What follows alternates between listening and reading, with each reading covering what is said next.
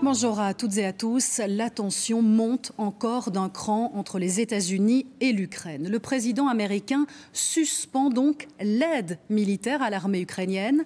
Donald Trump qui met donc ses menaces à exécution. Il ne décolère pas depuis cet affrontement avec Volodymyr Zelensky le week-end dernier. Explication avec Louisa Gerdaoui et Barbara Schall. L'annonce est brutale et a tout l'air d'un chantage. Plus de livraison d'armes ni de munitions. Il n'y aura plus d'aide américaine en Ukraine, au moins provisoirement. Une aide qui se chiffre à 64 milliards d'euros en 3 ans. De l'argent jeté par les fenêtres pour Donald Trump. Biden, very foolishly, stupidly, frankly, gave $300 billion and $350 billion more accurately to a country to fight and to try and do things. And you know what happened? We get nothing. Ce gel à l'Ukraine, c'est évidemment un cadeau inespéré pour Moscou. Objectif de la manœuvre, forcer l'Ukraine de Zelensky à accepter un cessez-le-feu et à mettre de côté ses conditions. Ce matin, Kiev accusait le coup. Cette aide américaine était cruciale pour l'Ukraine. We look at military spending alone.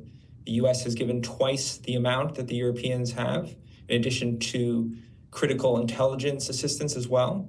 So the impact would be enormous on Ukraine. I don't see any scenario in which Zelensky is going to be able to stand on his current position without making some concessions to the Americans. Dans les rues de Kiev aussi, la nouvelle a fait son chemin. Elle est accueillie avec inquiétude par les habitants de la ville. Je crois que s'ils se préoccupaient de la population, des Ukrainiens, des civils, des gens qui vivent dans cette ville, ils n'arrêteraient pas de fournir de l'aide sous forme de missiles antiaériens, de systèmes électroniques. Ils stoppent tout ça et prouvent qu'ils ne s'intéressent pas aux gens. Le regard des Ukrainiens se tourne maintenant vers l'Europe qui discute aujourd'hui de sa sécurité et de solutions pour venir en aide à l'Ukraine. Oui, vous avez peut-être lu Donald Trump qui parle de 350 millions de dollars. Il s'agit bien de 350 milliards de dollars. En tous les cas, l'Union européenne a d'ores et déjà réagi en annonçant un plan pour réarmer l'Europe. Jusqu'à 800 milliards d'euros pourront être mobilisés, et ce en plusieurs phases. Cela permettra, entre autres, de fournir une aide immédiate à l'Ukraine. Je vous propose d'écouter les précisions d'Ursula von der Leyen, la présidente de la Commission européenne.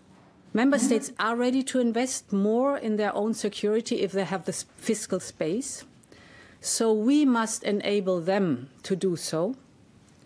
And this is why we will propose to activate the national escape clause of the Stability and Growth Pact.